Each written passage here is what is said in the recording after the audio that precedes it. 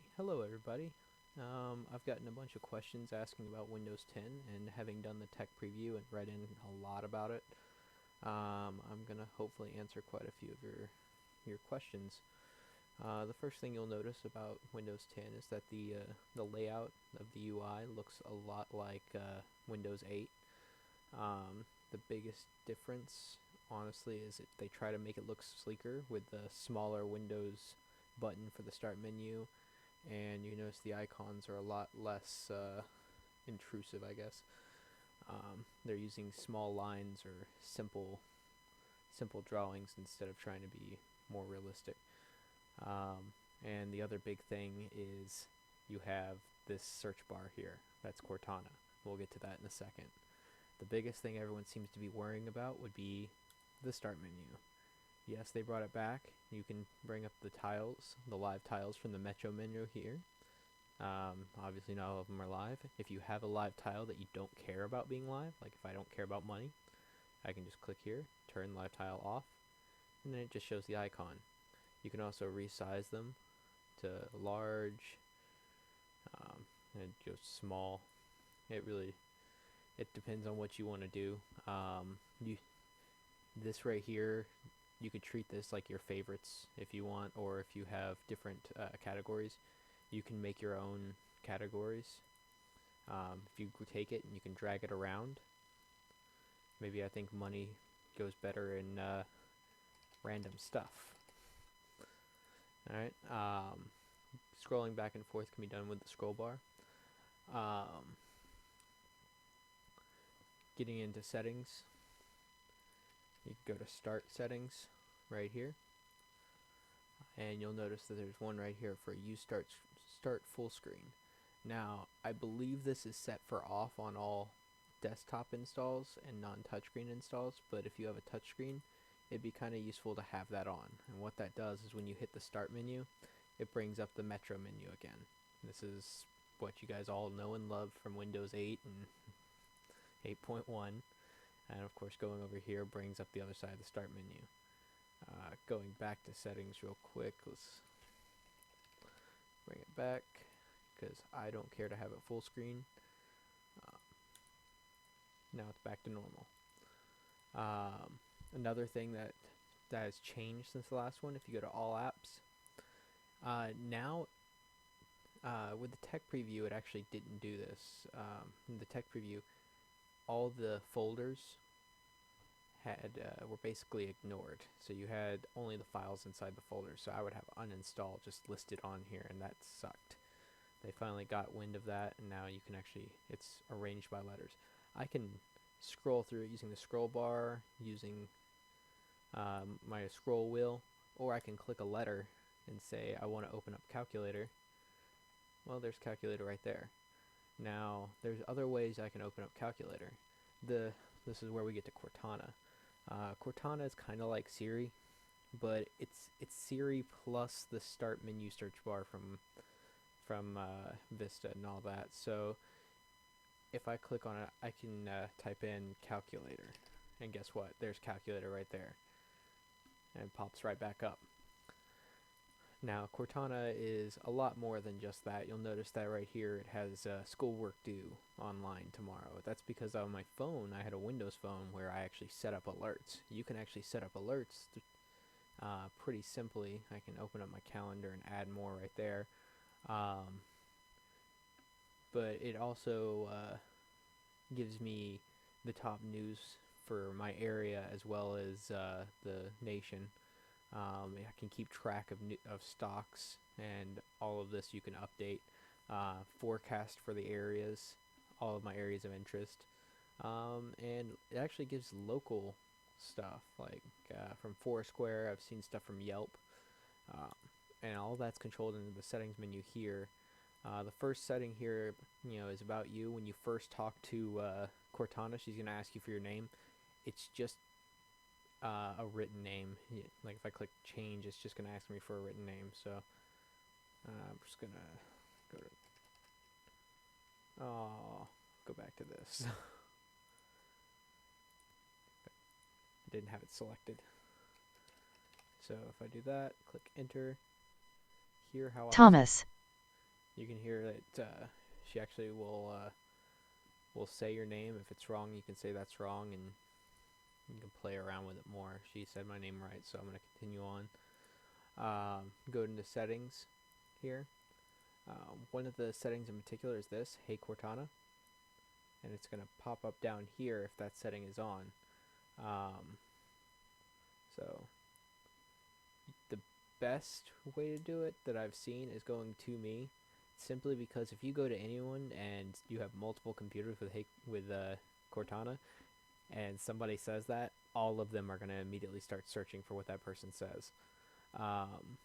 Now, just to give you guys an idea, Hey Cortana is not very. It's not the best. See, there it goes.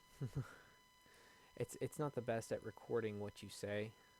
The text to speech software is not very good, but for some things it's useful. So like if I wanted to open up a calculator, I can just go, Hey Cortana, open calculator. All right, starting calculator. And it'll open up calculator. There is actually, just like Windows 8.1, there's a lot of voice control commands in here. Those carried over along with a lot of the other new support stuff like 3D printers. Microsoft Edge, it was Project Spartan. They should have kept Spartan because it sounded better. It sounds like they're trying to compete with a phone now. It's Internet Explorer. They basically, it has the UI of the app that they had for Internet Explorer, but they added some features to it. Now it's integrated with Cortana. You can basically, when I just opened up, it's going news from all sorts of stuff in Cortana, so you can imagine.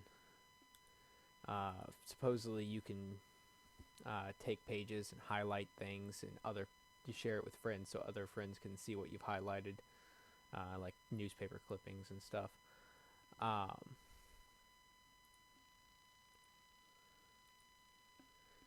Another big feature of Windows 10 is that they brought in the smart screen filter to files.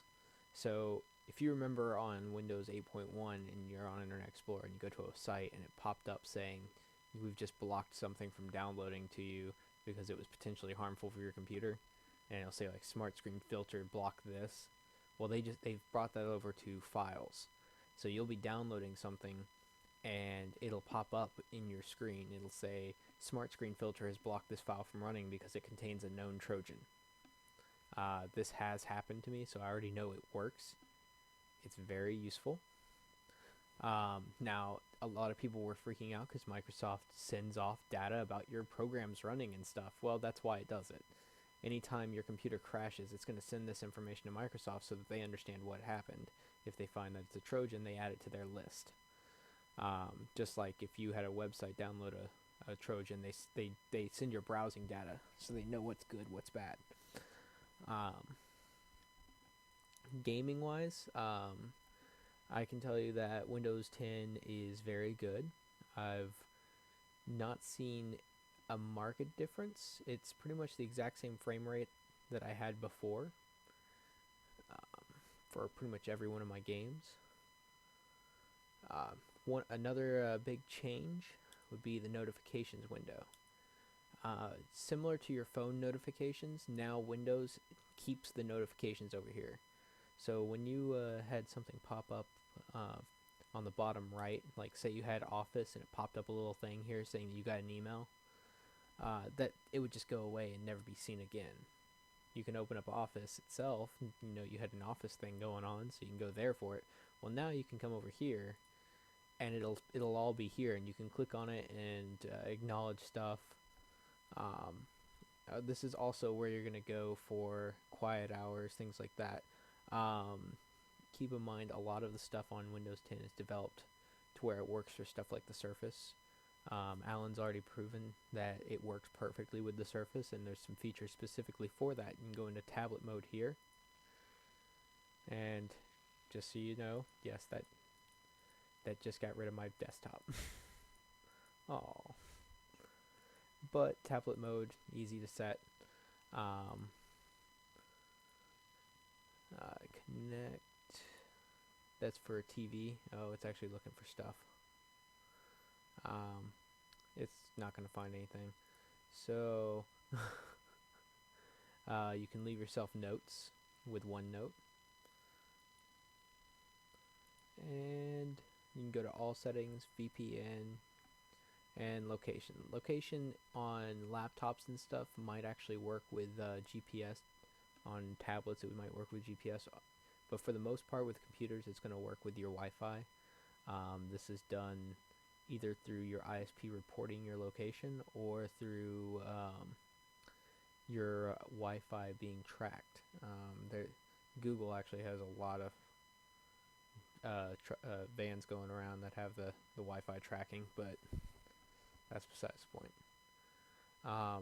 One of the other options down here you see is your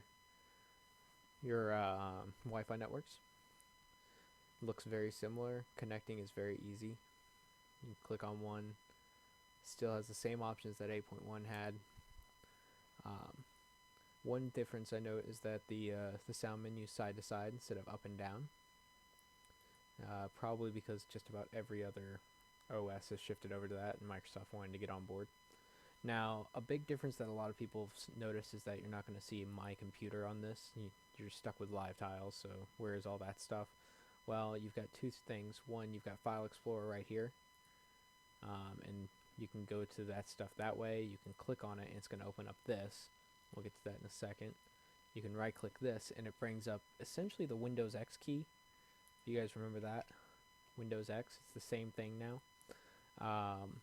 It has all the stuff that you're used to, all those administrative things that usually are hidden. Very useful. And also you have this right here. It's all File Explorer.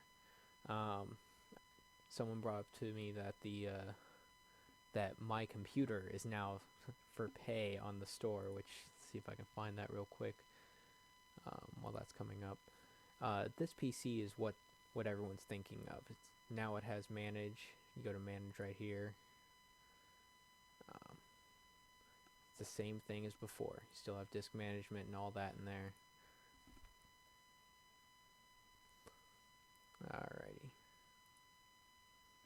Pausing this for a minute. I can't. So this PC replaced My Computer, not in this version of Windows, but one of the previous versions. But it just said computer in the start menu, and that's what everyone used. So let me see. Yeah, it actually says My Computer is a Windows Store app of the desktop File Explorer. It's by Wonderful Life. It's got 1 rating. Who rated this? Doesn't even show. It's probably them. Yeah, this is a scam.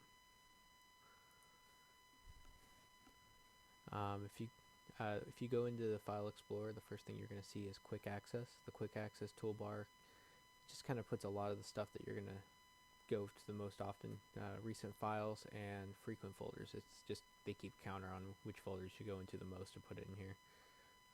That does mean that you might see a folder in here twice. I've definitely seen that before. That was probably just an error. They've linked OneDrive into this. It's seamless. I haven't had any problems with OneDrive before on this. You can also put Dropbox in here, and it all just seamlessly goes into this.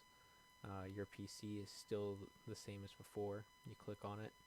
You got your folders up here for your libraries, and then you have your drives down here. Right clicking on it still goes into properties. One of the questions was, how big is Windows 10? I've got core files plus a few programs on here, but if you remove most of it, we're talking about 35 gigabytes. One of the things you'll notice, and actually if I'd stayed in disk management,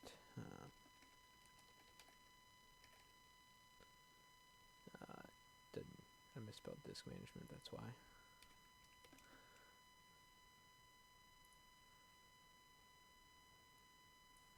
The go into disk management, there's a big difference in this now.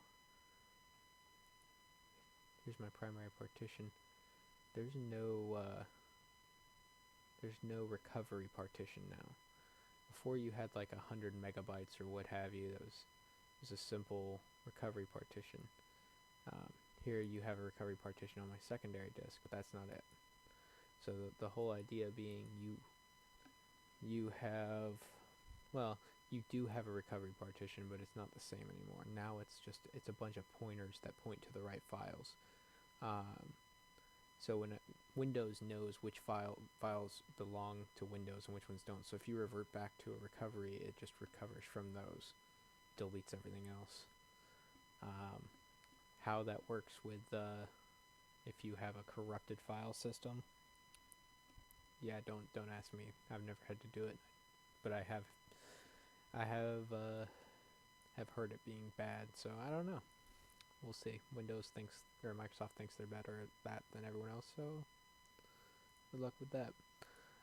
Before, one of the things that you could do is there's an option in here to enable viewing all of them. Now you actually have to go into settings to view all your notification icons.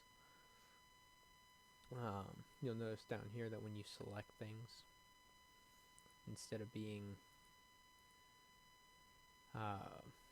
having a multiple tile thing on the right side of it like you did with Windows 8, now it's just there's a line under it. But that's it for the basics. There's a lot more with Windows 10 than meets the eye. I think they've done a lot better in this one than Windows 8. So if anyone has any more questions, just give me a heads up.